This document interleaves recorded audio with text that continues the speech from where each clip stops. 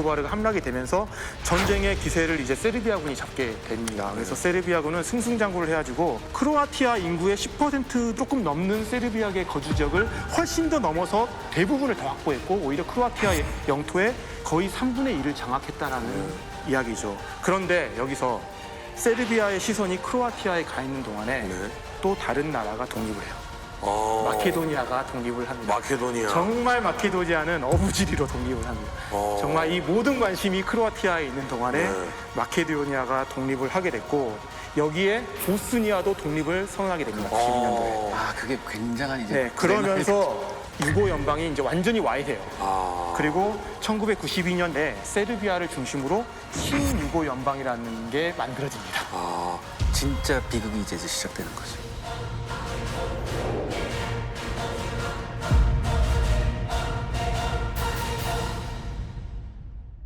역사와 전쟁을 다루는 역전다방. 지난 시간에 브리핑해드린 보스니아 전쟁의 단계별 흐름에 오늘부터는 사라예보를 중심축에 두고 보스니아 전쟁을 파헤쳐볼까 합니다. 바로 사라예보 포위전이 되겠는데요. 일단 이름이 생소합니다. 네, 그렇습니다. 이 보스니아 전쟁은요, 사라예보 포위전으로 시작이 됩니다. 그래서 1992년 4월 5일 사라예보에 대한 공격이 시작이 돼요. 기간으로 따지면요, 무려 1425일입니다. 횟수로 5년이네요? 예, 굉장히 긴 시간이에요. 그러니까 이게 현대에서 가장 긴 군사적 포위 공격으로 기록이 돼 있어요. 참고로 우리가 유고내전 하기 전에 무려 태평전쟁 장장 1년 동안 하지 않았어요? 그렇죠. 1년 동안 했는데 진주만 공습부터 항복 조인까지 걸린 시간이 1366일이었거든요. 더 짧네요. 예, 그러니까 이 기간보다 훨씬 더 긴 거였죠. 근데 이렇게 포위전을 한다는 거는 그러면 점령의 목적은 없고 그냥 포위만 하겠다는 얘기네요. 그러니까. 점령을 하면 좋겠지만 주로 이런 포위전의 성격이 말려 죽이려는 그런 성격이 그게 사실 그 독일의 소련 봉쇄라든가 뭐 이런 레닌그라드 봉쇄를 보면 굉장히 끔찍한 일들이 많이 일어났잖아요. 걱정이 되네요. 특히 이게 도시 같은 경우에 무슨 문제가 생기냐면 예를 들어서 농촌은 포위 봉쇄할 필요가 없잖아요. 근데 도시는 이 도시란 게 희한해요. 평소엔 흥청망청하거든요. 밖에서 물가 들어오면. 근데 일단 딱 막아버리면 기아에 불과 하루 이틀 만에 효과가 나타나요. 지금 이 느낌을 들어보니까 옛날에 그 수송전 공선전 할 때요, 이 공성이 쉽지 않은 경우에 포위해버리고 그냥 막잖아요. 그랬을 때 성 안의 사람들이 정말 끔찍하게 말라 죽어가는, 그 결국은 손을 들고 나올 수밖에 없는 상황. 근데 이게 도시 봉쇄도 약간 비슷한 느낌이에요. 정확한 것 같습니다. 사실은 이 사라예보는 사라예보의 총성 말고는 사실 기억하는 게 별로 없는데 이런 일이 있는 이때 당시에 그 시대적 흐름이 있었나요? 그렇죠. 아무래도 이게 4년 정도 봉쇄가 됐다 그러면 사실 국제적으로 개입을 해가지고 이거 해결을 해야 되는데 이 시기에 정세를 좀 이해할 필요가 있는 것 같아요. 굉장히 복잡한 시기예요. 그러니까 제가 이제 지난 회에서 91년에 있었던 중요한 사건으로 걸프전이라든가 소련 공산당의 붕괴라든가 이제 그러면서 본격적으로 탈냉전의 후폭풍들이 이제 일어나는 시기입니다. 그러니까 이 후폭풍이랑 다른 것보다는 세계 질서가 한번 재편되는 시기라고 하는 거죠. 그러니까 모든 이 강대국들이 굉장히 정책에서 좀 복잡한 그런 때를 맞는 시기라고 볼 수가 있어요. 그래서 지금 이 보스니아 헤르체고니바 이 독립전쟁뿐만 아니라 이 92년이 되면 또 알바니아에서 민주공화국이 출범을 합니다. 근데 알바니아는 사실은 옆에 있으면서도 유고에 직접적으로 영향을 줄 수 있는 부분들이기 때문에 거기서 정체가 바뀌었다는 것도 굉장히 중요한 것 같고요. 또 92년 2월에는 마스트리히트 조약이 체결이 됩니다. 이게 이제 EU가 본격적으로 탄생을 하게 되는 유로피안 유니언이라고 해서 이제 이게 탄생을 하는데 사실 이 조약에 보면 들어올 수 있는 나라들의 조건이 있어요. 그러니까 이게 굉장히 민주적이고 뭐 언론의 문제라든가 인권의 문제라든가 이게 다 충족이 돼야만 들어올 수 있다. 이때 만들어준 거고요. 그러니까 지금도 튀르키나 뭐 이렇게 EU에 들어가고 싶은데 문제가 있는 나라들이나 이런 오랜 시간이 걸리는 게 이때 만들어진 요 조항들 때문인 거죠. 그렇죠. 지금도 이제 보스니아가 들어가고 싶어서 여러 가지 이제 개혁을 했는데 EU가 아직도 심사를 하고 있는 거예요. 그러니까 이제 그 부분들이 92년에 시작이 됐고 어떻게 보면 이게 탈냉전의 하나의 결과로서 나오는 부분이 있다고 생각을 하고요. 또 하나 중요한 게 탈냉전의 중요한 계기의 배경이 됐던 게 아프가니스탄에 대한 소련의 침공이었잖아요. 그 소련이 아프가니스탄을 점령을 하면서 썼던 그 전쟁 비용들 이런 부분들이 사실은 이제 소련이 굉장히 약화되는 데 중요한 역할을 했는데 92년에 소련이 지원하고 있었던 나지불라 정권이 몰락을 합니다. 아프가니스탄. 예, 그러니까 아프가니스탄에서 새로운 국면이 또 나타나기 시작하는 거죠. 그러니까 지금 신경 써야 될 때가 너무 많아요. 강대국들이 이게 재편이 되면서 이게 어떻게 지금 앞으로 가야 될까에 대한 부분도 굉장히 지금 어려운 거고 그 시점에서 이제 5월 22일에 보스니아, 슬로베니아, 크로아티아가 유엔에 가입을 합니다. 그리고 나서 6월 4일에 이것도 굉장히 뒤에서 또 한 번 말씀드릴 부분이 있겠지만 나토가 전 유럽으로 군사 활동을 확대하는 걸 결의합니다. 그러니까 원래는 이제 나토의 규정은 나토에 가입한 국가들에 대해서만 대상으로 해서 활동을 하는데 이제 전체 유럽으로 이제 대상을 확대하게 되는 거고 7월 2일에는 미국이 전 세계에서 전술 핵무기를 다 철수시켜요. 이게 이제 부시 행정부에서 했던 거고 사실 주한미군에 있었던 전술 핵무기도 이때 다 철수가 됩니다. 굉장히 아이러니한 게 그 시점에서 북한은 핵 문제가 개발이 시작이 되는 오히려 전술 핵무기는 철수를 했는데 우리나라에 그럼 전술 핵무기가 90년대 초반까지는 한반도에 있었던 거예요? 있었죠. 냉전 시기에. 그러니까 주한미군에 있었고 사실 그게 굉장히 중요한 억지력으로서 우리가 얘기하는 이 디터런스 파워로서 그렇게 역할을 했는데 이게 이제 철수를 하게 되고요. 또 93년, 94년에는 이제 르완다 사태가 있습니다. 이것도 어떻게 보면 유고 내전 못지않게 너무너무 잔인했던 어떤 민족 간의 부족 간의 그런 전쟁이었다고 볼 수가 있고 죽은 사람만 따지면 훨씬 많아요. 그렇죠. 그렇죠. 그다음에 이제 94년에는 포커스가 다시 한반도로 와서 김일성이 사망하고 미국과 북한이 제네바 합의를 하는. 그다음에 이제 95년에 WTO 결성. 그 이전에 또 우루과이 라운드 사태가 한 번 있었고요. 그러니까 이게 지금 강대국의 입장에서 이렇게 4년이나 사라예보가 포위되고 엄청난 일들이 일어남에도 불구하고 여기에 개입을 해서 뭔가 지금 신경을 쓰고 할 수 없는 그런 어떤 국제 질서라는 부분들이 결국은 이게 굉장히 오래 갈 수밖에 없는 또 다른 배경을 만들어주고 있다. 이 부분을 이해하는 것도 되게 중요한 것 같아요. 이 시기에는. 자, 지금 이 국제 정세를 들어보니까 다들 자기 코가 석자인 상황이 굉장히 많이 지금 만연해 있는 상황에 지금 이 사태가 벌어졌고 굉장히 사람들이 알고는 있는 상황이잖아요. 저거 문제가 있긴 한데 근데 손을 못 대는 상황이잖아요. 자, 그럼 차근차근 한번 시작을 해보겠습니다. 사라예보 포위 전이라는 걸 이해하려면 왜 포위를 했는지 도대체 누가 왜 무엇 때문에 이들을 이게 중요하잖아요. 사전 지식 한번 들어봤으면 좋겠거든요. 사라예보 포위전을 이해하시기 위해서는 이 보스니아에 작용하고 있던 큰 두 가지 힘을 먼저 이해하셔야 될 것 같습니다. 이 보스니아라는 나라를 유지하려는 구심력이 있었고요. 이 보스니아라는 나라를 깨버리려는 이 원심력이 함께 작용하고 있었습니다. 이거 핵폭탄하고 비슷하네. 네. 재밌네. 물리적으로 이렇게 이거 떨어지는 순간 빵 터지는 거잖아. 야. 그래서 이 분열과 통합에 양힘이 작용하고 있다는 걸 먼저 이해하셔야 됩니다. 이 보스니아를 구성하는 크게 세 개의 집단을 같이 떠올려 보십시오.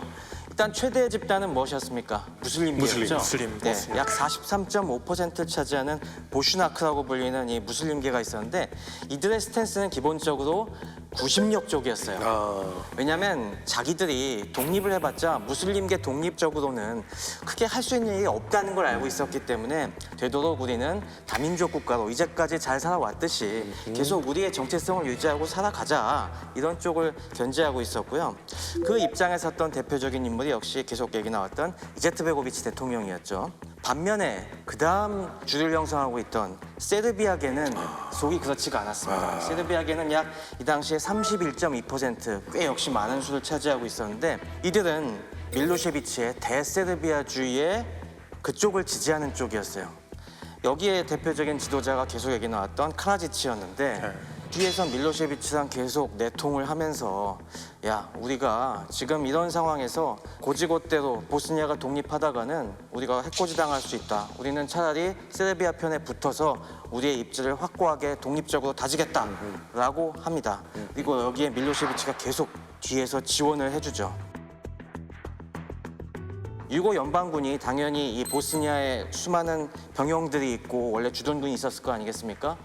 명목상으로는 유고 연방군이 이 사태가 앞으로 발전하면서 싹 빠지지만 거기에 보관되어 있던 수많은 무기라든가 이런 장비들 갖다가 다 세르비아계 민병대들에게 지원을 해줍니다. 그러니까 유고 연방군이라 썼지만 세르비아 군이라고 읽는 거죠. 그렇죠. 네. 네. 근데 세르비아군이 직접 투입하는 건 아니고 그 세르비아계 민병대들에게 전폭적인 지원을 해줌으로써 이 초기에 세르비아계 민병대가 압도적인 군사력을 발휘하는 이 밑바탕이 됩니다. 근데 이게 말이 민병대지 거의 정규군이죠. 아 그렇죠. 그러다 보니까 이게 초반에 전력이 거의 8만 명 수준이나 됐고, 그리고 이 사령관이 물라디치, 그렇죠. 유명한 물라디치가 또 훨씬 준비가 잘 돼 있었습니다. 반면에 이제 그다음 세 번째를 차지하는 약 17.4%를 차지하는 이 크로아티아계는 좀 상태가 어정쩡했습니다. 크로아티아계는 아무래도 소수이다 보니까 반반으로 나눠져 있었어요. 반 정도는 이제 보스니아처럼 우리가 다른 나라에 붙어 사느니 우리가 그냥 보스니아 같이 무슬림들이랑 살자라는 쪽의 입장들이 있었고, 반면에 여기도 크로아티아 쪽에 크로아티아 뒷배를 갖다가 생각하고, 야 우리 여기서 그냥 소수 인종으로 있느니 우린 차라리 크로아티아 편에 붙어서 더 잘 살자라는 이런 움직임이 있었습니다. 그래서 그 독립을 추동하는 대표적인 사람이 유명한 그 마테 보반이었고요. 이 마테 보반은 크로아티아의 지원을 받아갖고 뒤에서 떨어져 나가려는 그런 공작들을 하고 있었습니다. 그래서 이 구심점을 형성하는 세력들과 원심력을 형성하는 세력들이 뒤에서 계속 암중모색을 하는 상황이 1991년부터 92년 사이에 벌어졌죠. 그래서 결국에 이 상황들이 독립적인 괴뢰국을 갖다가 만들게 되죠. 그냥 우린 나라 할래 이렇게. 그렇죠. 그래서 세르비아계들은 이 스릅스카 공화국이라는 이제 독자적인 국가를 갖다가 선언을 하고, 크로아티아 내에서도 분리 독립을 주장하는 세력들은 크로아티아와 연관되어 있는 헤르체그 보스니아 크로아티아 공화국을 또 만들어 버립니다. 이렇게 돼서 굉장히 순식간에 상황이 난장판으로 벌어졌죠. 근데 이제 뭉치려는 힘과 떨어지는 힘이 굉장히 비슷해서 그게 문제고, 떨어뜨리려는 후원 세력이 더 큰 게 또 문제인데, 사실 어느 정도 떨어져 나간 것까지는 이해하겠거든요. 왜냐하면 떨어지고 싶어하는 사람들이 있으니까. 근데 저는 궁금한 게, 아니 그러면 그냥 세르비아에 붙으면 되는 것이고 크로아티아에 붙으면 되는 것이지 왜 자치국 뭐 이런 이름을 붙여서 떨어지는 거예요? 만약에 가서 붙어버리잖아요. 네. 그럼 마치 뭐처럼 되냐면 내가 힘을 행사해가지고 이거를 점령하는 것처럼 뺏은 돼버려요. 것처럼? 예. 근데 이게 사실 모양이 너무 안 좋거든요. 강하니까 가가지고. 근데 이제 이런 부분들을 우리가 한 게 아니고 내부에서 이렇게 이걸 원해가지고 오는 걸 우리가 어떻게 난 막을 수가 없어. 그러니까 이게 어떻게 보면 지금 러시아가 하는 전쟁들이 대부분 그런 식이잖아요. 그러니까 이게 하는 방식이 뭐냐 하면 자기 쪽의 인구들의 이동이 가는 거예요. 마이그레이션이 일어나는 거죠. 근데 굉장히 오랜 기간 동안 딱 일어나서 그쪽에서 어느 정도의 비율을 차지하게 되면 그때는 그 안에서 사실은 투표를 해도 원래 그쪽에 독립하겠다는 사람들보다 오히려 이쪽에 붙겠다는 사람들이 더 많은 경우들이 나타나요. 그러니까 이제 이런 경우들이 예컨대 북아일랜드 아주 대표적인 케이스고 여기도 이런 식으로 해서 자치국처럼 이렇게 뭐 공화국이라고 얘기하지만 사실은 자기들이 선언을 해가지고 우리는 이쪽으로 갈래 그러면 마치 느낌이 마지못해 그래 받는 식으로 이제 이런 식으로 해서 하는 건데, 이게 우리가 전 시간에 보면은 이 시기에 이 유고 내전이라는 부분들이 굉장히 여론전이 굉장히 강했잖아요. 그러니까 이게 전 세계 언론들이 실시간으로 이걸 지금 지켜보고 있는 상황이었기 때문에 특히나 더 세계사적으로 볼 때 세계 정치에서 야 이게 좀 무리수를 두고 있다라는 느낌을 안 주기 위한 방식으로서 굉장히 저는 중요한 그런 방식으로 나타났던 것 같아요. 이 그러니까 시기에는. 결국에는 모국이 직접 개입하는 게 아니라 그냥 자발적으로 그 안에서 싸우고 있다. 그러니까 모국 입장에서는 국제사회의 어떤 제재나 제어를 덜 받고 개입을 할 수 있는 거고, 또 하나는 그 보스니아 안에서의 내전으로 몰아가는 거죠. 그러면은 국제사회가 이제 주권 침해라는 이유가 생기기 때문에 개입 명분이 또 줄어들게 되고. 지금 이 얘기를 들으니까 러시아 쪽도 그랬지만 영국에서도 그런 일이 일어났잖아요, 이제 아일랜드와. 그러니까 이 얘기는 뭐냐면 전 그냥 객관적으로 배우는 학생 입장에서 그냥 이렇게 얘기를 듣는 게, 꼭 공산권이라고 해서 아니면 무슨 뭐 독재 국가라고 해서 그렇게 하는 게 아니라 그렇죠. 민주적인 국가들도 지금 역사상 계속 해오던 방식인 거네요. 그리고 실제로 또 나중에 협상할 때는 이런 괴뢰 국가들, 자치국이 실제로 국제사회로 또 인정을 받습니다. 그러니까 자연스럽게 정말 국가화돼서 지분을 차지하게 되는 또 그런 과정으로 이어지는 경우도 많고. 자, 그러면 지금까지 얘기를 들어보면 너무 자연스럽거든요. 그래서 이쪽에서 슥 나와가지고 자치구 선언하고 이렇게 지내다가 나중에 슬쩍 붙으면 끝나는 일이잖아요. 네. 그럼 사라예보를 왜 포위하고 공격해요? 사실은 명분이 없는데 사라예보를 공격하는 건? 1991년이 되면서 유고 연방이 이제 점점 쪼개질 위험에 처해갖고 이제 슬로베니아, 크로아티아가 이제 독립의 움직임이 벌어지고 있지 않습니까? 이때 보스니아에서도 걱정이 굉장히 많았습니다. 당연히 이 대통령 입장에서는 분리주의자들이 계속 보스니아를 어떻게든 다 쪼개갖고 세르비아, 크로아티아 편에 붙어가려는 이런 낌새가 있다는 걸 눈치챘고, 이게 결정적으로 불안감을 조성한 게 1991년 3월 달에, 그러니까 딱 슬로베니아, 크로아티아가 독립하기 좀 직전이죠. 이때 카라조르제보라는 곳에서 밀로세비치와 크로아티아의 투지만이 서로 회담을 엽니다. 회담 자체는 공개가 됐지만은 이 안에서 무슨 얘기를 했는지는 공개가 안 됐어요. 순전히 그들만의 그냥 말로만 하고 아무 문서도 안 남긴 채 그냥 이런저런 좋은 얘기했다라고 하는데, 딱 보면은 이 둘이 다 각자 분리 독립에 야심이 있는 사람들이기 때문에 분명히 여기서 보스니아에 우리 민족들을 갖다가 갖고 찢어 발기겠다라는 미략을 했을 거라는 소문이 파다하게 퍼졌어요.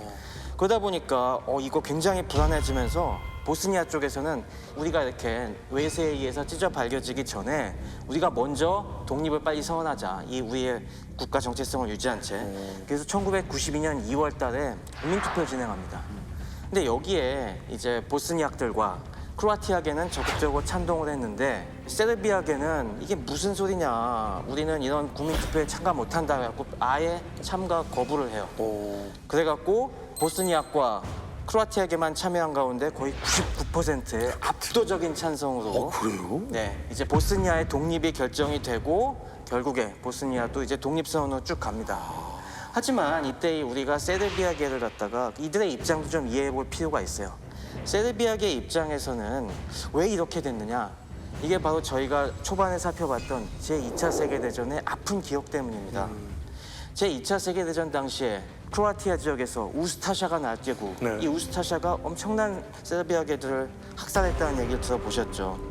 사실 뭐 그때 정확한 숫자 말씀을 안 드렸지만은 2차 세계대전 동안에 유고 사람들이 대략 170만 명이 희생이 됐다고 얘기가 되는데, 더 놀라운 것은 이 중에 100만 명이 자기들끼리 죽고 죽인 겁니다.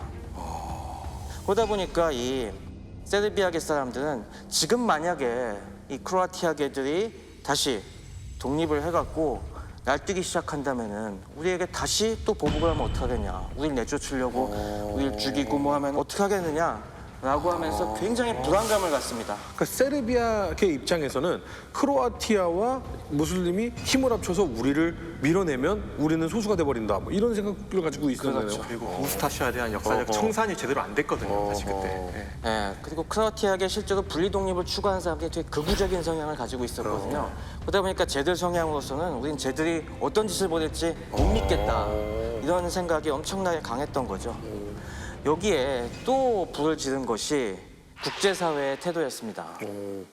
이 국제사회가 이 당시에 통일된 메시지를 주지 못하면서 전 세계가 워낙 급박하게 돌아가니까 서로 상황을 오판하게 만드는 계기를 해요.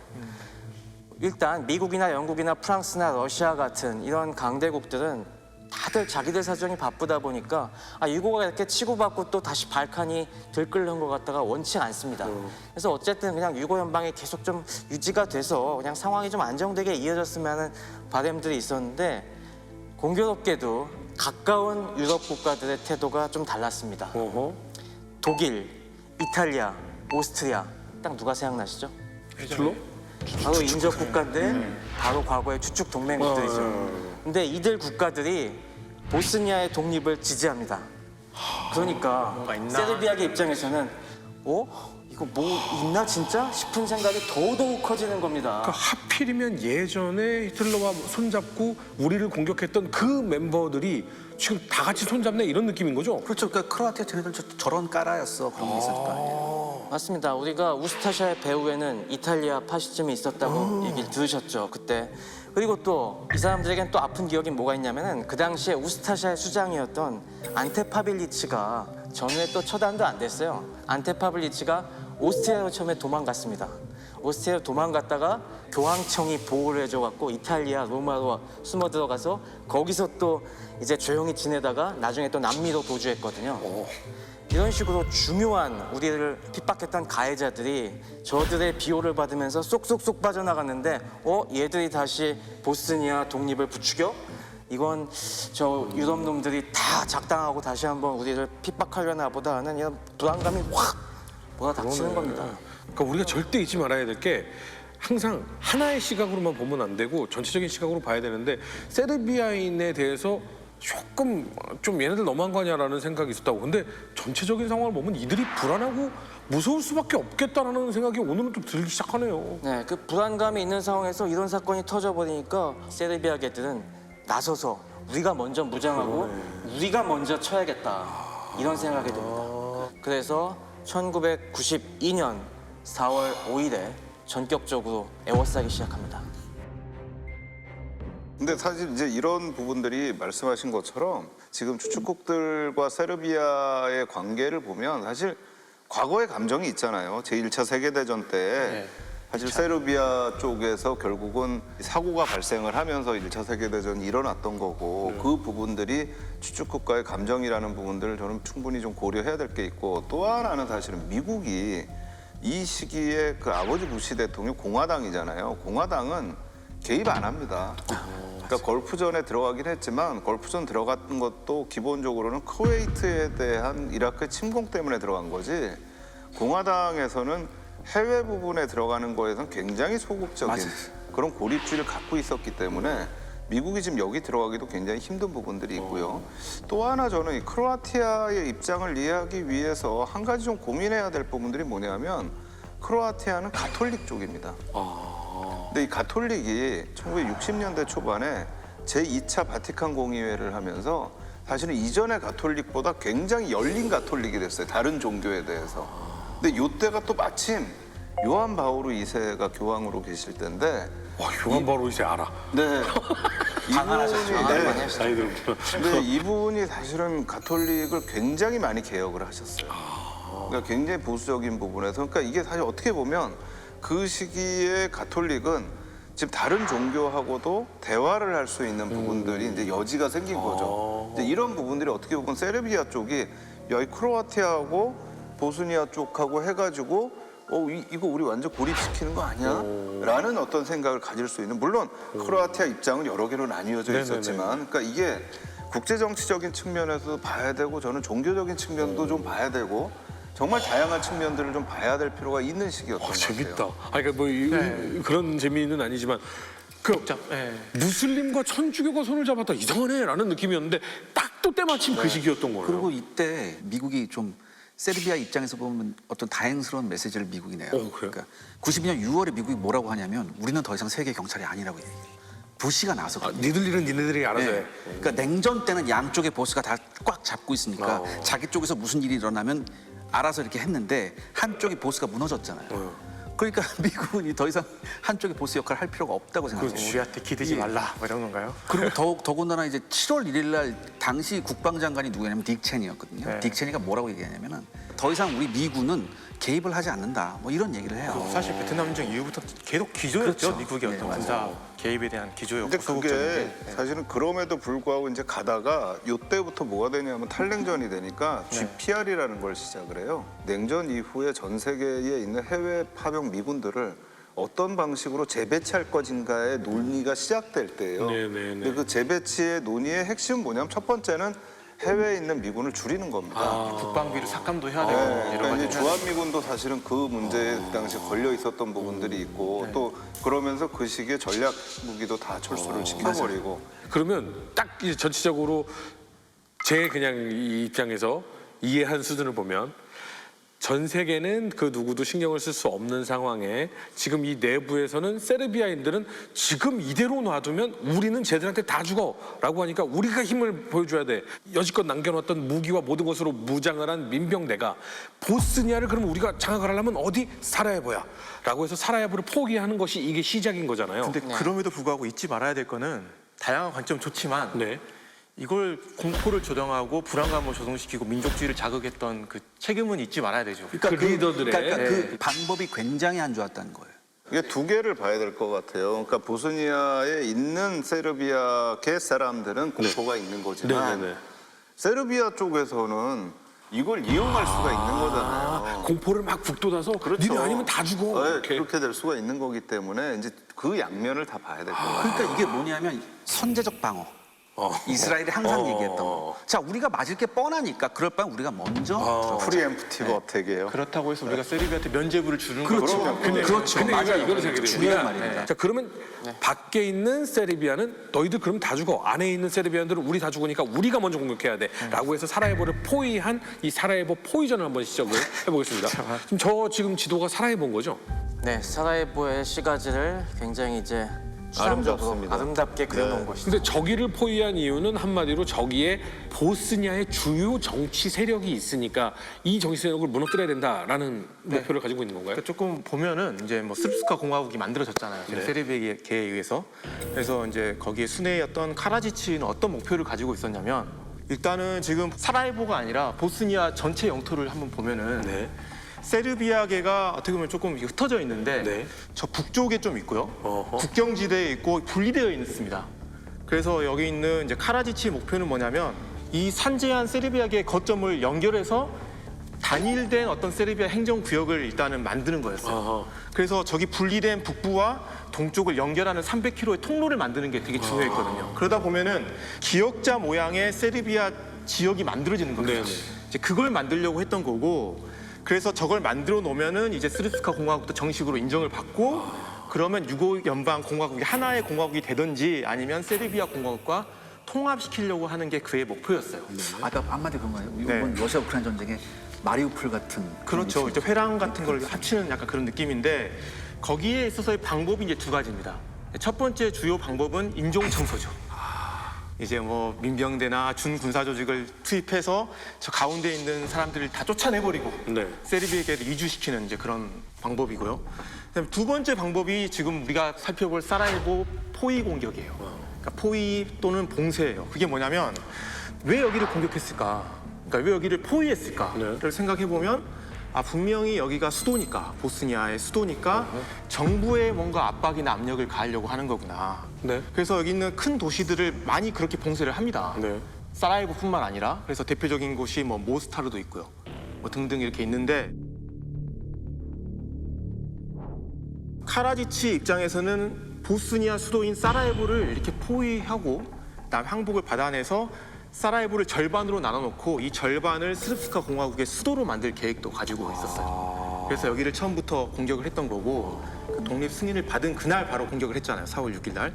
그래서 도시 외곽을 포위를 하고 그다음에 포격을 통해 해가지고 도시 기능을 일단은 마비를 시키려고 합니다. 그리고 동시에 물라디치가 이끄는 스르프스카 공화국 군대가 내부로 투입이 돼서 일단 가장 중요한 이제 교통의 요지인 공항을 접수를 하고 그 주변에 있는 건물들, 활주로에 뭐 탱크나 이런 것들 배치를 해가지고 사라예보를 고립을 시킵니다. 그래서 결국은 보스니아의 순회였던 아제트코베치의 항복을 받아내려고 하는 게 이 사라예보 포위전의 주 목표였다고 좀 보시면 될 것 같아요. 자 그럼 사라예보 포위전 초반에 어떤 공격이 이루어졌는지 영상이 준비가 돼 있거든요.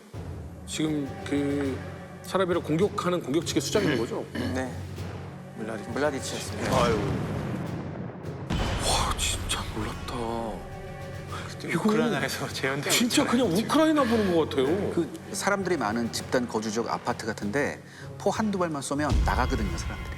자연스럽게 예, 떠나는 자연스럽게 나가고. 그 두 번째는 뭐가 있었냐면 혹시나 있을 줄 모르는 저격수 때문에 조금만 높은 빌딩에 전부 다 포탄을 박아놨어요. 공포를 심어주고 그럼 결국엔. 굉장히 네. 집단 거주지에 포탄 하나가 떨어진다는 건 엄청난 공포이더라고요. 너무나 우크라이나와 똑같은데 그러니까 공격을 해서 자 기회를 줄 테니까 너희가 만약에 군인이 아니면 나가 이렇게 한 거잖아요.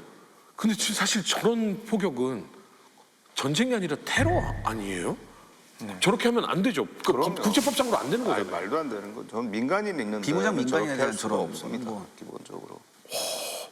뭐 어쨌든 잔인한 표현을 쓰자면 차라리 공격해서 들어와서 총칼을 겨누고 너희들 뭐 저기 엎드려 뭐 저리 이동해 이렇게 하면 사실은 덜 피해가 날 것 같다는 생각이 근데 좀 드는데 그건 이런 게 있어요. 군사작전으로 봤을 때 병력을 무작정 도시 안으로 집어넣는 건 현명한 방법이 네, 아니에요. 그러니까 사실 왜 이런 포위전을 지속했는가 네. 이렇게 오랜 기간 동안 그러니까 원래 이 포위전이나 봉쇄전 같은 경우는 쉽게 말하면 상대방을 힘을 빼는 그 소진 전략의 일종입니다.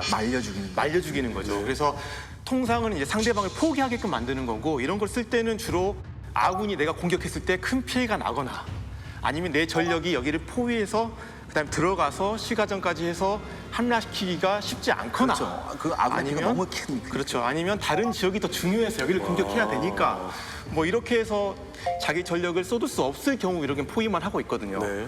근데 사실 여기 이제 세르비아계 같은 경우 보면은 제가 보기에는 충분히 사라예보를 함락시킬 수 있는 전력이 있었습니다. 13,000명 정도의 병력이 있었고 그 다음에 뭐 전차나 탱크나 뭐 포 같은 경우를 이미 유고군으로 받았기 때문에 있었는데 왜 여기를 굳이 공격을 안 했을까? 네.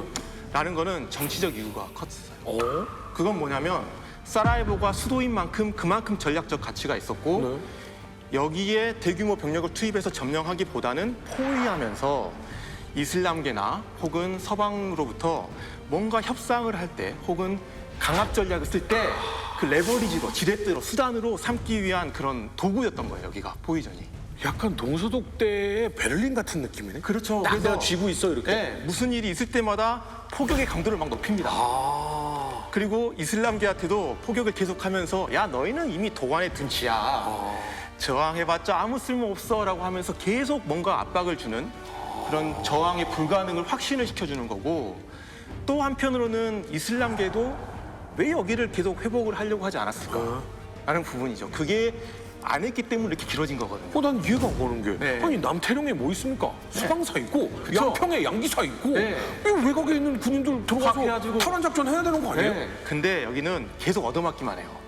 그리고 되게 내부 상황도 안 좋고 어렵긴 하지만 내부에서 생활을 지속을 합니다. 왜 그랬냐면 포위 당하는 게 이 전쟁에 대한 국제사회의 관심을 유지시키는데 훨씬 더 전략적으로 도움되기 때문에 이슬람계에서.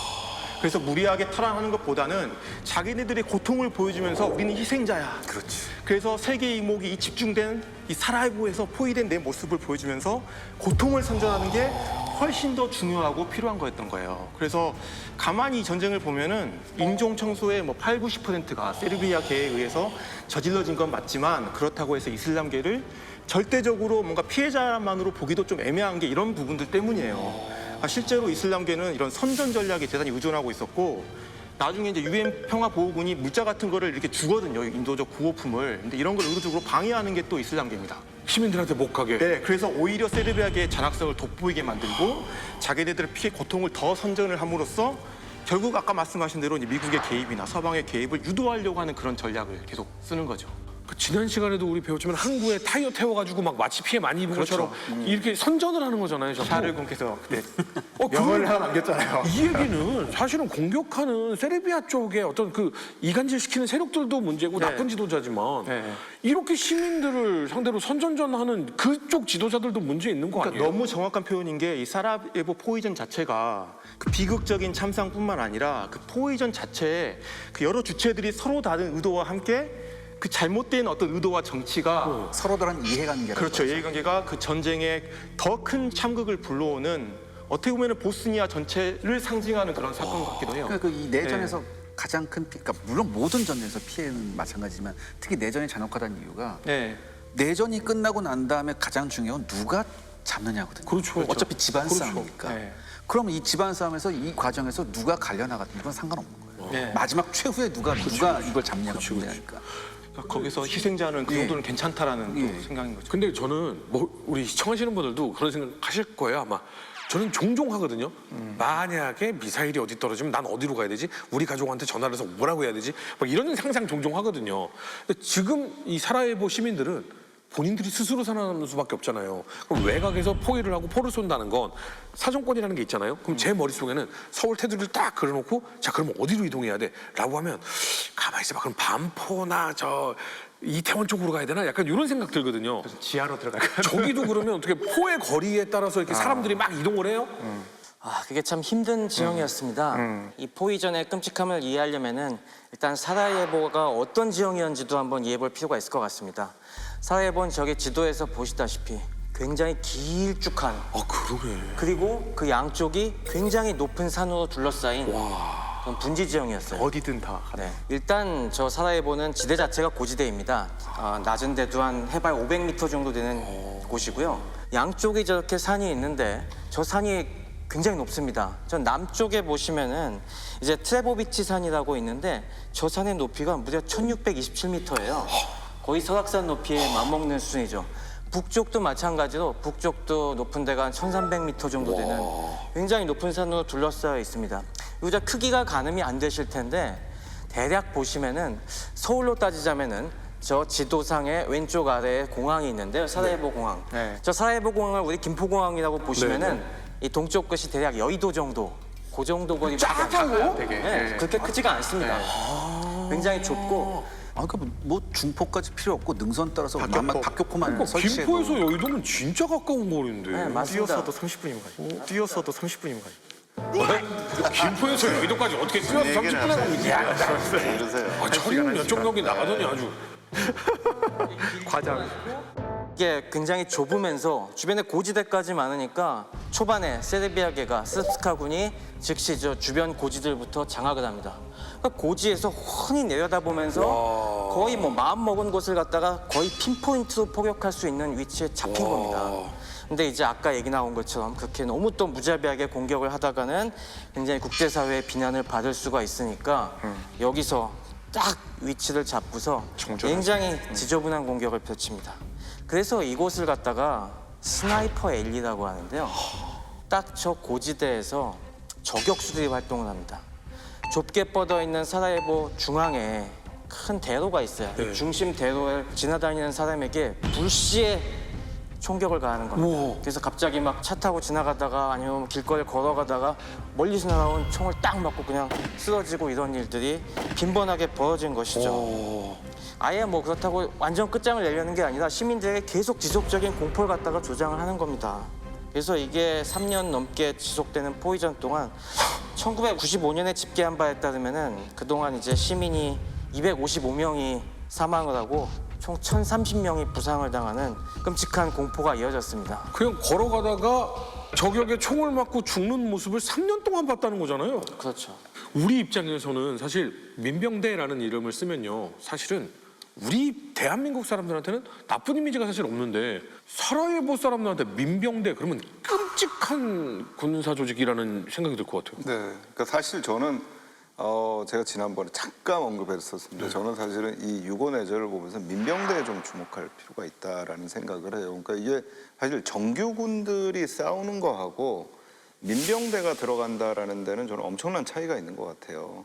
그러니까 사실 이 정규군들은요, 뭐 너무 잘 아시겠지만 또 군대를 다녀오신 분들 너무 잘 아시겠죠. 사실은 굉장히 중요한 몇 가지 이제 중요한 점들의 원칙들을 훈련을 받습니다. 이런 거 하면 안 돼. 이거는 해도 되지만 이건 안 돼라고 하는 실제 이 전쟁을 수행을 하면서 전투 수행 과정에서 해야 될 일과 해야 되지 않을 일들에 대한 거를 다 받고요. 교전 규칙. 그렇죠. 그다음에 뭐 무기를 사용할 때도 이런 무기는 어디에 사용할 수 있지만 어디는 사용하면 안 돼. 하지만 민병대는 그런 교육을 받는 부대가 아니에요. 그렇죠. 그러니까 사실 이제 민병대라는 거는 처음에는 미국에서 처음에 이제 얘기가 나오기 시작을 했고 그때는 뭐 미닛맨이라든가 밀리샤라고 얘기를 해서 미국의 독립전쟁 시기에 이 민병대가 굉장히 큰 활약을 했고요. 미국 내에서는 민병대가 그렇게 부정적인 느낌이 아니었어요. 약간 나라를 지키려는 느낌이 좀 있어요. 네, 그러니까 굉장히 자발적으로. 그러니까 우리도 따지면 우리 의병운동이라든가 그렇죠. 뭐 이런 부분도 어떻게 보면 굉장히 민병대와 같은 케이스라고 할 수 있고요. 또 미국 내에서 태풍 카트리나가 뉴올리언스에 왔을 때도 정부가 전혀 아무것도 못하고 이 민병대 조직들이 이거를 다 해결을 했고 네, 이런 게 또 이제 전통이 되다 보니까 영화 속에서 보면은 터미네이터라든가 혹성 탈출에도 이 민병대 대력들이 나오죠. 근데 굉장히 달라요.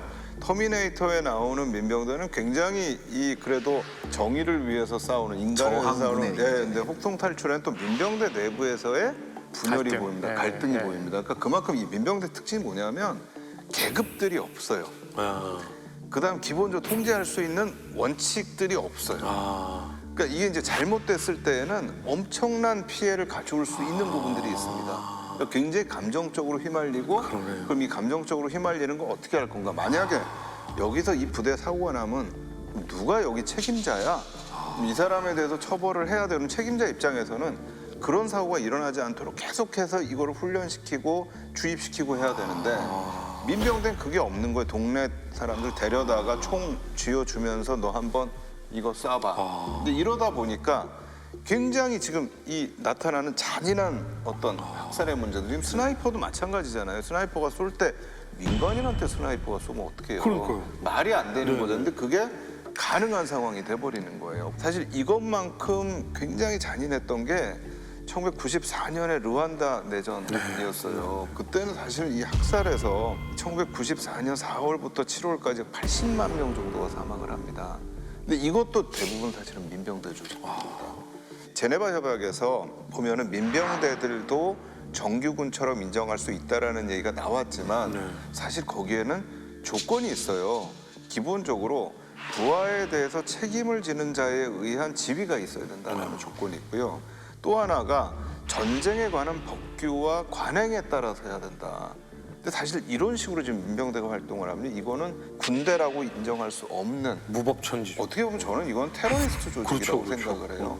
아까도 보면 아파트에 막 쏘는 장면들이 있잖아요. 민간인한테 이 스나이퍼들이 활동을 하고 그래서 저는 상황이 훨씬 더 악화됐던 부분들이 있었던 것 같아요. 그러니까 이게 예를 들어서 민병대에 의해서 저질러졌던 전쟁 범죄를 처벌하기가 굉장히 지금도 힘들거든요.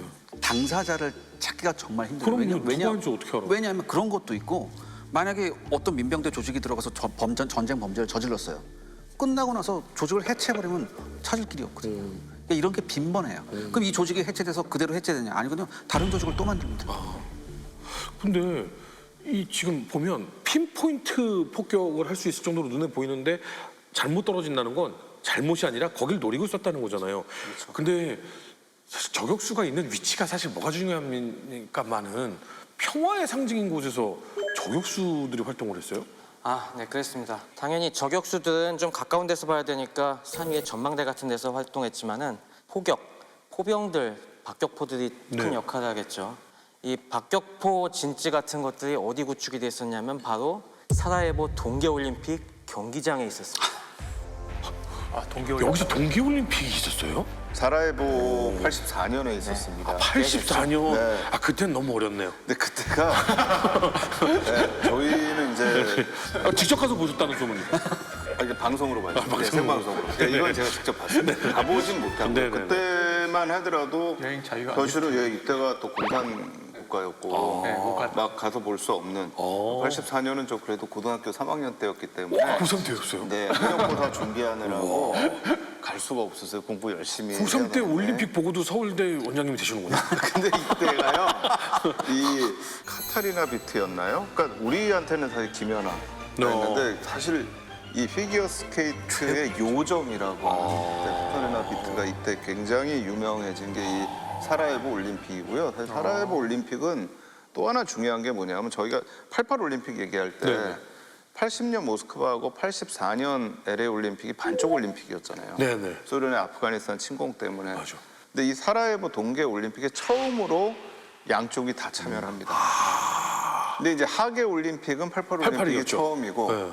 84년에 사라예보가 이제 동계 올림픽으로 이제 처음으로 양쪽이 다 참여한 그런 올림픽이었어요. 그러니까 이게 사실 공산권 국가 중에는 처음으로 유고 연방 특히 이 사라예보에서 올림픽이 개최됐던 거고 그렇기 때문에 사실은 사라예보가 한국 사람들한테는 제1차 세계대전의 발상지보다는 이 사라예보 올림픽으로 더 많이 기억되고 있는 분도 있을 거예요. 특히 40대, 50대들한테는. 평화의 상징이네요. 네. 40대는 안 50대, 50대, 50대. 그러니까 우리 이재명 교수님 기억하죠? 저는 그럴 거라. 기억이 나요, 나도. 기억이 나요, 나도. 50대 정도 시작분이 딱 이거를 잘 기억하시는 분들인 것 같아요. 40대까지 하시죠. 최 박사님 기억하세요? 네, 저도 기억은 합니다. 그래요? 제 박사님 특이하셔서 그런가 봐요. 하긴 최 박사님은 2살 때 지나가던 입간판에 전화번호도 외운다고. 아니 그런 건 아니고 왜 꼬맹이들이 맨날 금메달 오나가 몇 개 땄는지 막 내기하고 그런 거 하지 않습니까? 그런 거 했던 기억이 나요. 근데 그때 당시까지만 해도 우리가 동계올림픽에서 메달 따는 건 정말 요원한 일. 이때가 쇼트트랙 있기 전이에요. 그런 관심 없었어요 이때. 이게 아마 사라예보에서 하나도 못 땄을 거예요, 네, 우리가. 하나도 못 땄어요. 네, 그 다음부터 이제 쇼트트랙 들어가고 나서부터 우리가 이제 따기 시작한 거였는데. 그럼 이제 이렇게 길게 산맥으로 둘러싸여 있는데 여기 안에 올림픽 경기장이 있어요? 워낙 고지대이고 겨울에 눈도 많이 오는 곳이다 보니까 올림픽 경기장이 굉장히 가까운 데 있었습니다. 여기 아까 얘기한 것처럼 이 트레보비치 산 바로 이 사라예보 남쪽에 있는 이 산만 해도 1600m가 넘기 때문에 이 기슭에는 봅슬레이, 루지 경기장 이런 트랙이 이제 쭉 놓여 있었고요.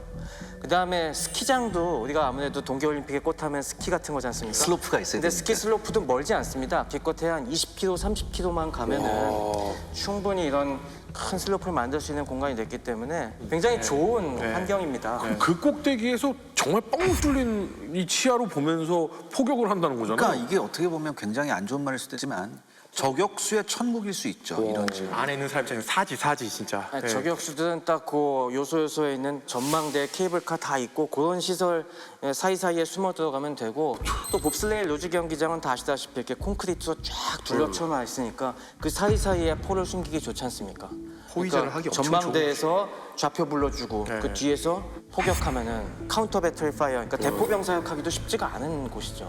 그러면 사라예보 시민들한테는 어떤 희망도 없었어요?